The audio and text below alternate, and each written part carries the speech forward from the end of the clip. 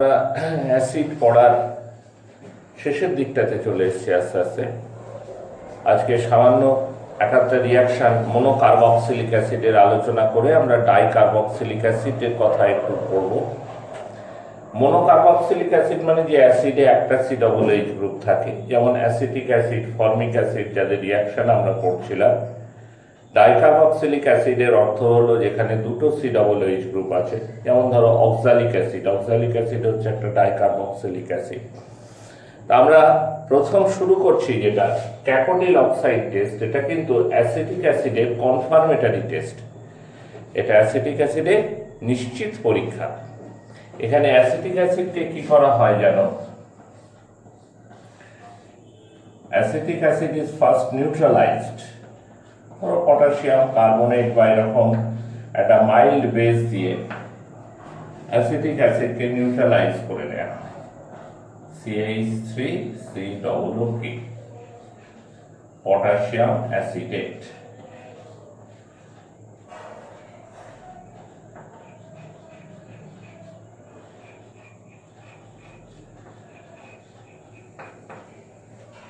তারপর এই সল্টটাকে যদি আর্সেনিয়াস অক্সাইড দিয়ে হিট করা যায়,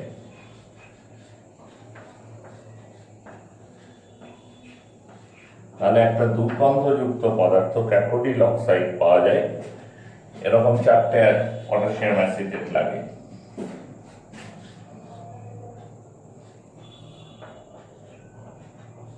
ফর্মুলাটা এরকম।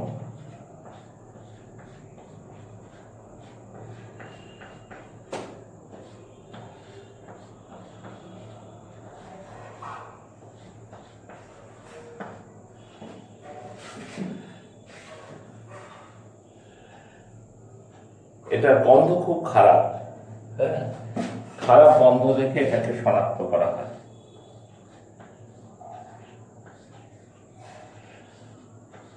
অত্যন্ত খারাপ গন্ধ থেকে এটাকে আইডেন্টিফাই করা যায়। ক্যাকোডিল অক্সাইড এটাকে আইডেন্টিফাই করা যায় খুব খারাপ গন্ধ থেকে। ঠিক আছে, তো এটা হচ্ছে অ্যাসিটিক অ্যাসিডের তোমার কনফার্মেটরি টেস্ট, নিশ্চিত পরীক্ষা। তুমি চিনবে কি করে? ফর্মিক অ্যাসিডের কনফার্মেটরি টেস্ট কিভাবে বলেছিলাম আমি? এক তো ফর্মিক অ্যাসিডের রিডিউসিং এজেন্ট, রিডিউসিং প্রপার্টি আছে। টোলেন রিয়েজেন্ট, টোলেন্স বিকারক, ফেলিং সলিউশন, এদেরকে ওরা রিডিউস করতে পারে। আবার ফর্মিক অ্যাসিডকে যদি তুমি সালফিউরিক অ্যাসিড দিয়ে হিট করো, তাহলে কার্বন মনোক্সাইড গ্যাস ইভলভ হয়, যেটা কিনা ব্লু ফ্লেমে জ্বলে। সুতরাং আইডেন্টিফিকেশনের নানান জায়গা ফর্মিক অ্যাসিডের আছে, এটা অ্যাসিটিক অ্যাসিডের আইডেন্টিফিকেশন। এবার আমরা আসি ডাইকার্বক্সিলিক অ্যাসিড নিয়ে আলোচনা করতে।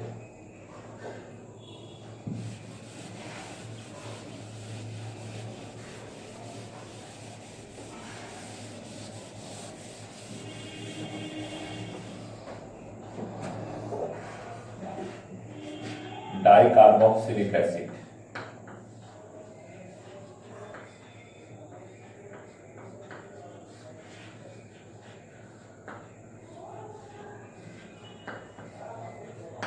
ডাইকার্বক্সিলিক অ্যাসিড মানে যার মধ্যে দুটো সি ডবল এইচ গ্রুপ থাকবে।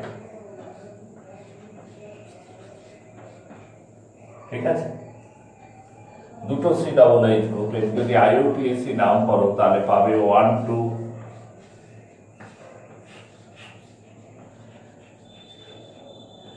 Ethane ডাইওয়িক acid, 1,2 ethane ডাইওয়িক acid. আর কমন নাম যদি তুমি নাও তাহলে সেটা হবে অক্সালিক অ্যাসিড।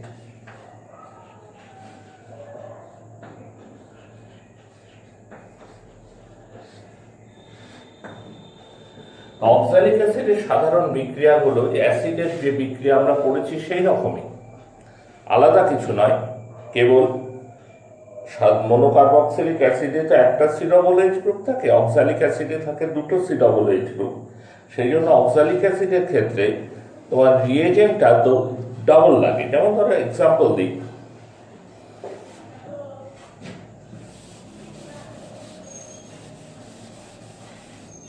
রিয়াকশন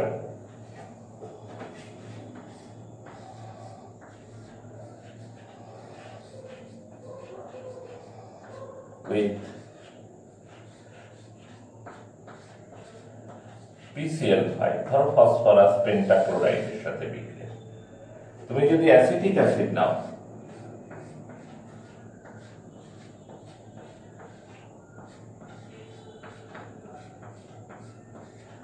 তাহলে PCl5 এর সাথে রিয়াকশন করা হলে এখনো অ্যাসিটিক অ্যাসিড এখনো PCl5 এর সাথে রিয়াক্ট করবে এবং একটাই অ্যাসিটাইল ক্লোরাইড তৈরি করবে, OH গ্রুপটা Cl গ্রুপ দিয়ে রিপ্লেসড হবে। এইবার তুমি যদি এটা অক্সালিক অ্যাসিডের ক্ষেত্রে ঘটাতে চাও, তাহলে কিন্তু দুটো PCl5 মলিকুল লাগবে এবং সেখানে দুটো OH গ্রুপ আছে, দুটোই রিপ্লেসড হবে, COCl COCl। বুঝতে পেরেছো? এই হচ্ছে বিক্রিয়াতে একই বিক্রিয়া, খালি ডাবল রিয়েজেন্টের পরিমাণটা ডাবল লাগে। এখনো অ্যাসিটিক অ্যাসিড এখনো PCl5 এর সাথে রিয়াক্ট করে, whereas এখনো অক্সালিক অ্যাসিড দুই মলিকুল PCl5 এর সাথে রিয়াক্ট করে। और रिएक्शन with ammonium hydroxide,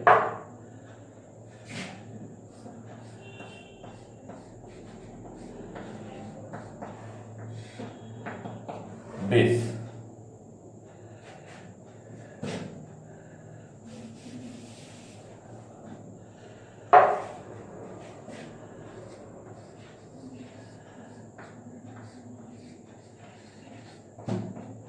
আমি আগে অ্যাসিটিক অ্যাসিড দিয়ে লিখি রিঅ্যাকশনটা,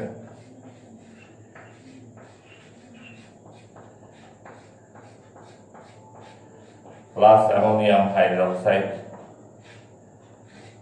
রিঅ্যাক্ট করে তৈরি করছে অ্যামোনিয়াম অ্যাসিটেট,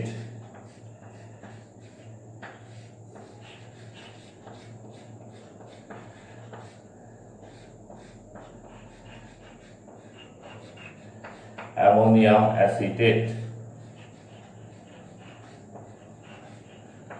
হিট করলে এখান থেকে জল বেরিয়ে যায়, বেরিয়ে গিয়ে তৈরি হয় অ্যাসিটামাইড।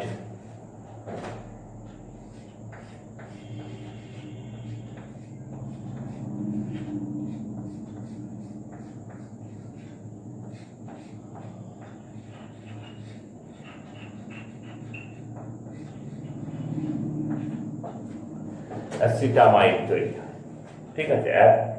এক মলিকুল অ্যাসিটিক অ্যাসিড একটা অ্যামোনিয়াম হাইড্রোক্সাইডের সাথে রিঅ্যাক্ট করে।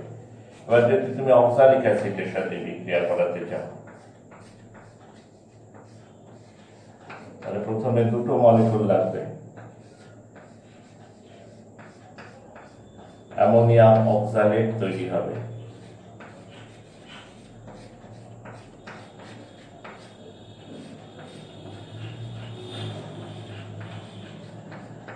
অ্যামোনিয়াম অক্সালেট তৈরি হবে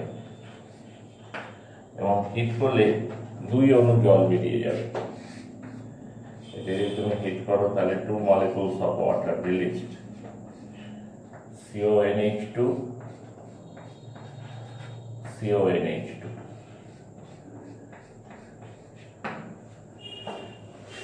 ঠিক আছে, একে যদি তুমি P2O5 দাও, তারপর অ্যাসিটামাইডে যদি তুমি ফসফরাস পেন্টক্সাইড দাও, P2O5 এর একটা জল শোষণ করে নেওয়ার ক্ষমতা আছে, তাহলে তোমার পড়ে থাকবে CH3Cl।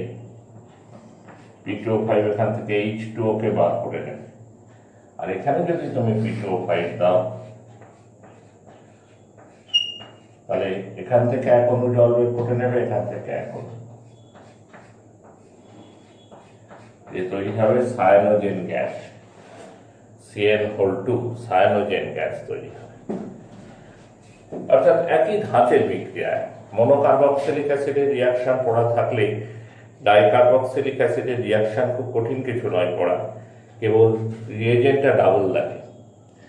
তবে এটা ঘটনা ফর্মিক অ্যাসিডের মতো অক্সালিক অ্যাসিডেরও রিডিউসিং প্রপার্টি আছে। মনোকার্বক্সিলিক অ্যাসিডের মধ্যে সকলের তো রিডিউসিং প্রপার্টি ছিল না, ছিল ফর্মিক অ্যাসিডে। ডাইকার্বক্সিলিক অ্যাসিডের মধ্যে কিন্তু অক্সালিক অ্যাসিডের রিডিউসিং প্রপার্টি আছে। ফর্মিক অ্যাসিড যেমন অ্যাসিডিফাইড KMnO4 কে রিডিউস করতে পারত, সেটা অক্সালিক অ্যাসিডও পারে।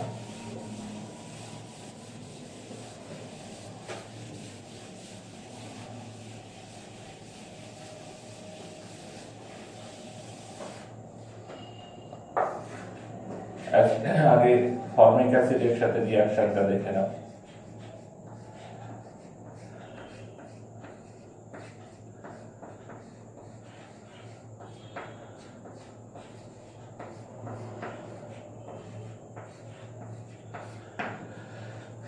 কি তৈরি হবে? K2SO4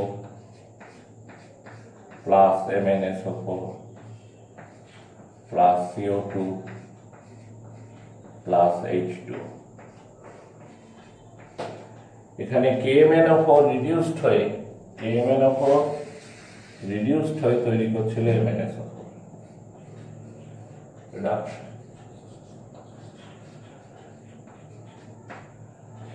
আর oxalic acid formic acid oxidised হয়ে তৈরি করছিল কার্বন ডাই অক্সাইড। KMnO4 এর যে কালার, সেই কালারটা চলে যাচ্ছে।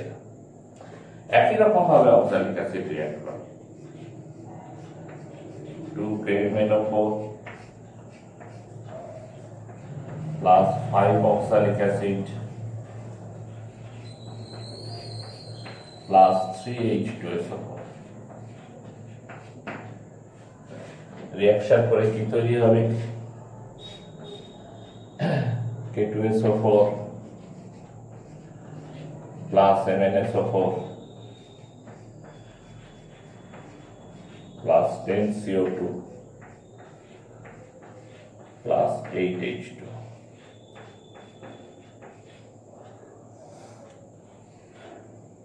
এখানেও KMnO4 রিডিউসড হয়ে MnSO4 এ পরিণত হচ্ছিল, রিডাকশন।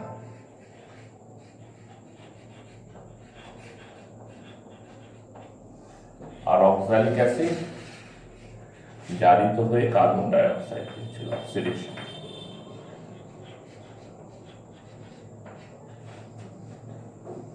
এটা রিডাকশন হলো, এটা অক্সিডেশন হলো। বুঝতে পারছি যে KMnO4 এর যে কালারটা, সেটা ডিকালারাইজ করে যাচ্ছে। এটা দিয়ে তুমি অক্সালিক অ্যাসিডকেও আইডেন্টিফাই করতে পারো, কিন্তু ফর্মিক অ্যাসিড আর অক্সালিক অ্যাসিডের মধ্যে তফাৎ করতে পারবে না। অক্সালিক অ্যাসিডকে যদি সালফিউরিক অ্যাসিড দিয়ে হিট করো, তাহলেও জল বের করে নেবে। এটা ফর্মিক অ্যাসিডে দেখছিলাম না আমরা।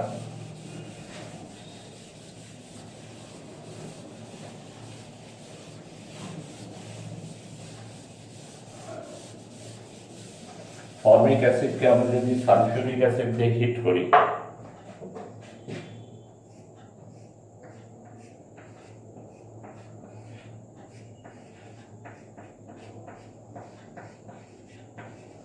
তাহলে সালফিউরিক অ্যাসিড কি করবে? ফর্মিক অ্যাসিড থেকে জলকে বের করে নিয়ে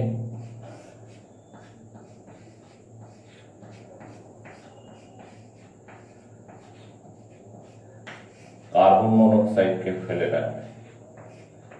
যে carbon monoxide burns with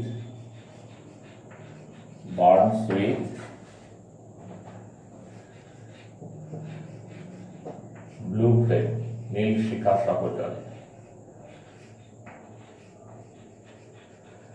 Burns with blue flame, নীল শিখা সহ জলে। অক্সালিক অ্যাসিডকে সালফিউরিক অ্যাসিড দিয়ে হিট করলে যেটা হবে,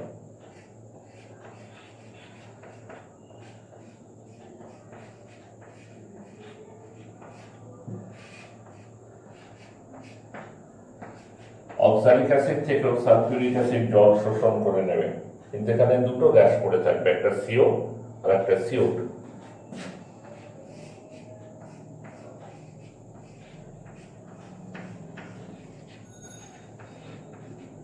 এগুলো তোমরা 11 ক্লাসে তোমাদের পড়া থাকতে পারে। কার্বন মনোক্সাইড প্রিপারেশনে এই দুটো বিক্রিয়া তোমাদের ছিল। আজকে 12 ক্লাসে রাসায়নিক কেমিস্ট্রি পড়তে গিয়ে আবার ঘুরে পড়া হলো।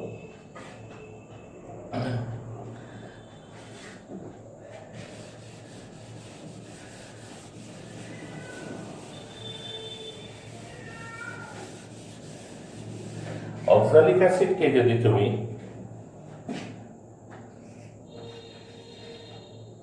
গ্লিসারল দিয়ে হিট করো, গ্লিসারল মানে হচ্ছে 1,2,3 propane trail.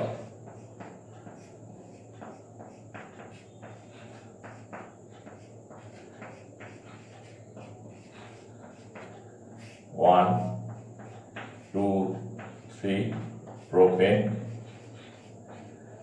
Trail glycerol. Oxalic acid থেকে যদি তুমি গ্লিসারল দিয়ে হিট করো, খুব বেশি টেম্পারেচার লাগে না, 110 ডিগ্রি সেন্টিগ্রেড মতো, তাহলে সেটা ফর্মিক অ্যাসিড তৈরিতে সাহায্য করে। এটাই হচ্ছে ফর্মিক অ্যাসিডের laboratory preparation. This helps to prepare formic acid in the laboratory, and this is the preparation laboratory method of preparation of formic acid. Formic acid formic acid কে এইভাবে আমরা পরীক্ষাগারে তৈরি করি। উল্টো কাজটাও করা যায়। ফর্মিক অ্যাসিড তাকে তুমি NaOH দিয়েছো, তাহলে তুমি পাবে সোডিয়াম ফরমেট।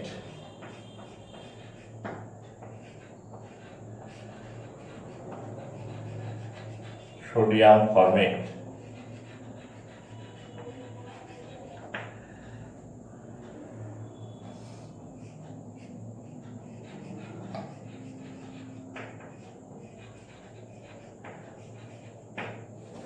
ঠিক আছে।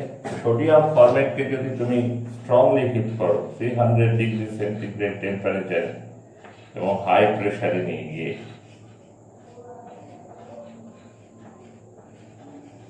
you get sodium oxalate, COONA, দুটো এরকম সোডিয়াম ফরমেট জোড়া বাঁধে দিয়ে সোডিয়াম অক্সালেট তৈরি করে।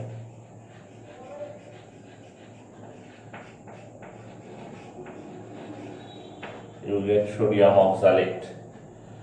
এবার সোডিয়াম অক্সালেটে ডাইরেক্ট যদি তুমি ডাইলিউট HCl দাও, তাহলে অক্সালিক অ্যাসিড পাবে।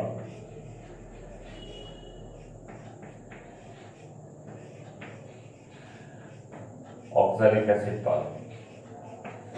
সরাসরি যদি লঘু HCl দাও, তাহলে অক্সালিক অ্যাসিড পাবে। কিন্তু আমরা একটু অন্যভাবে করে থাকি, এর মধ্যে ক্যালসিয়াম হাইড্রোক্সাইড দেওয়া হয়।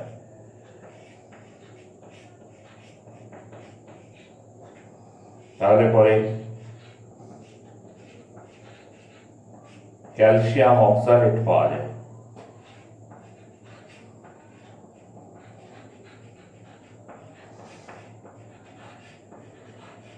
এবার ক্যালসিয়াম অক্সালেটের মধ্যে ডাইলিউট HCl দিলে পরে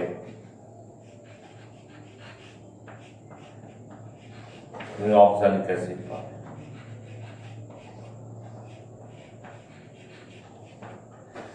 কথা হচ্ছে যে আমি এরকম ঘুরিয়ে নাম দেখাবো কেন? আমি তো সরাসরি সোডিয়াম অক্সালেটে HCl দিলে পরেই আমি অক্সালিক অ্যাসিড পাচ্ছিলাম, তাহলে আমি এরকম ঘুরিয়ে নাম দেখাবো কেন? একটাই কারণ, কিছুই না, এইটা সলেবল, এটা জলের দ্রবীভূত অবস্থায় থাকে।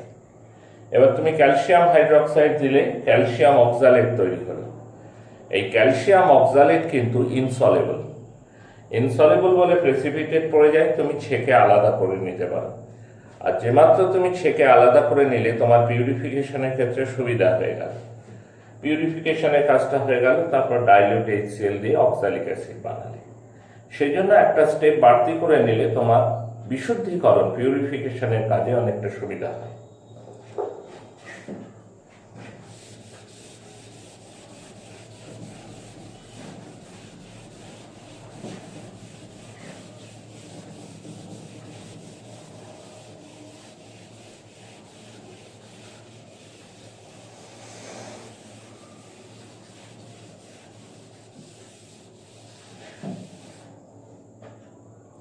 ধরো ইথিলিন নিয়েছো তুমি, ইথিলিন থেকেও তুমি অক্সালিক অ্যাসিড বানাতে পারো।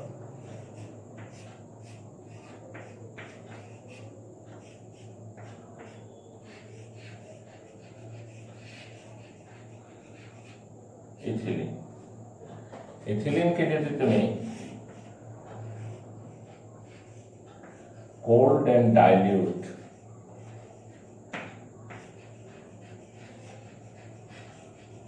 KMN উপর দাও, তোমাদের মনে থাকতে পারে এই রিএজেন্টটার নাম হচ্ছে বায়ার্স রিএজেন্ট। তাহলে ইথিলিন গ্লাইকল অক্সিডেশন রিঅ্যাকশন ঘটে।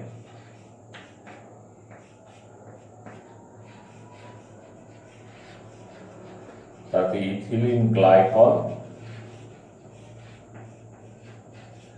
বা 1,2-ইথেন ডাইঅল তৈরি হয়।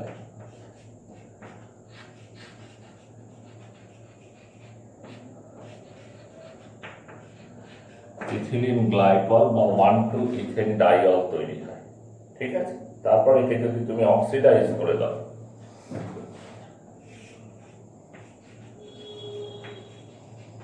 K2Cr2O7H2SO4 দিয়ে,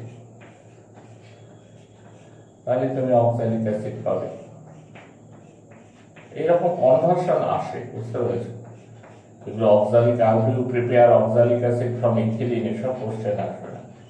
how do you convert oxalic acid into ethylene, এভাবে কোশ্চেন আসবে।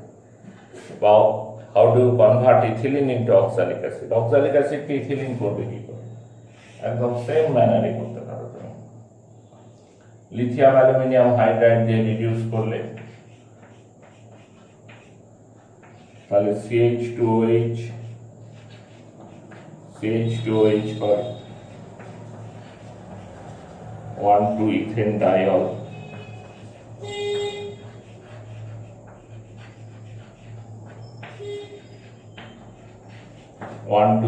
ডাইঅল, তাতে রেড পি আর ব্রোমিন দিলে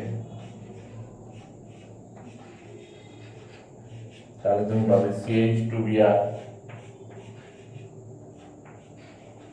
CH2Br 1,2-ডাইব্রোমো ইথেন,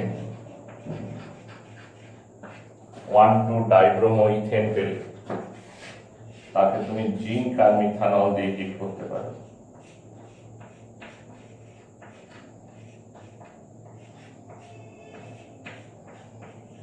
দিলে পরে ইথিলিন তৈরি হয়।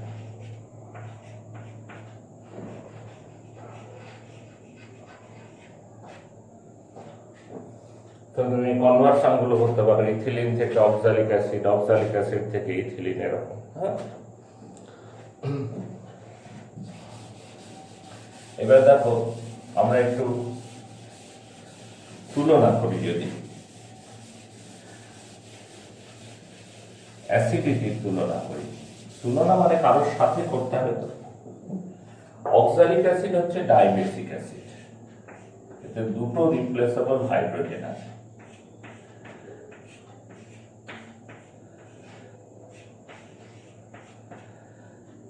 Dibasic acid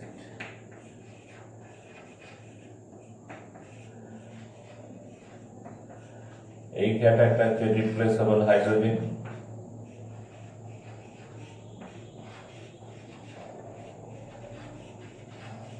replaceable hydrogen atom, আর এখানে হচ্ছে আরেকটা replaceable hydrogen atom.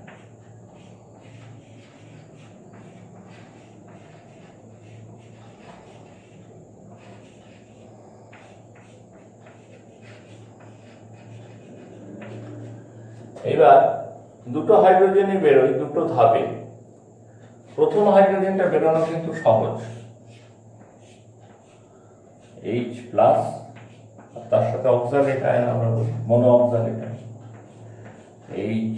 HOC minus. অর্থাৎ এইখানে যে অক্সিজেনের সাথে হাইড্রোজেনের যে বন্ডটা ছিল সেটা ভাঙলো, সেটা সহজে ভাঙে। কেন সহজে ভাঙে বলছে, তারপর COOH গ্রুপ আছে, তাই না? দুটোই COOH গ্রুপ।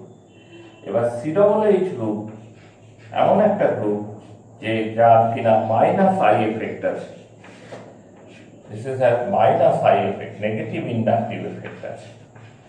অর্থাৎ যা ইলেকট্রন নিজের দিকে টানে, নিজের দিকে টানলে তার প্রভাব পাশের COOH এর ওপর পড়বে। CO গ্রুপের কার্বন তো এমনিতেই ইলেকট্রন ডেফিসিয়েন্ট, ফলে এ আরো টেনে নিচ্ছে, মানে ডেফিসিয়েন্সি বাড়ছে, এ তখন এই বন্ড থেকে আরো ইলেকট্রন টানবে, তার ফলটা পড়বে এই OH বন্ডের ওপর, এই বন্ডের পোলারিটি বেড়ে যাবে। বুঝতে পারছি? এমনিতেই OH বন্ড খুব পোলার বন্ড। অক্সিজেনের ইলেকট্রোনেগেটিভিটি হচ্ছে 3.5, হাইড্রোজেনের 2.1, তাহলে এমনিতেই যথেষ্ট পোলার বন্ড। তারপর COOH গ্রুপ ইলেকট্রন টেনে এর পোলারিটিটা আরো বাড়িয়ে দেবে, বাড়িয়ে দিলে পরে সেই ইলেকট্রন, সেই H প্লাস আয়নটা তত সহজে বেরোবে। সেজন্য ভ্যালু, এটা যদি আমরা K1 ধরি, ডিসোসিয়েশন কনস্ট্যান্ট, তাহলে value of K1 is high. কিন্তু সেকেন্ড H প্লাসটা বেরোনোতে একটু সমস্যা আছে। কেন সেটা আমি বলি। এটা যদি কনস্ট্যান্ট K2 ধরি,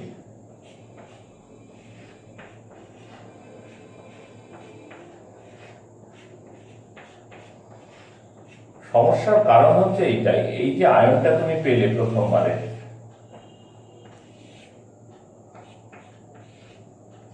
এই যে O মাইনাস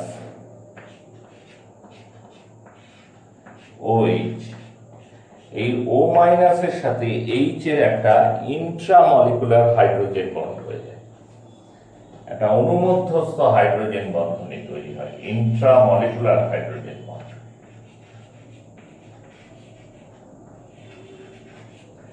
একটা ইন্ট্রামলিকুলার হাইড্রোজেন বন্ড এখানে তৈরি হয়ে যায়।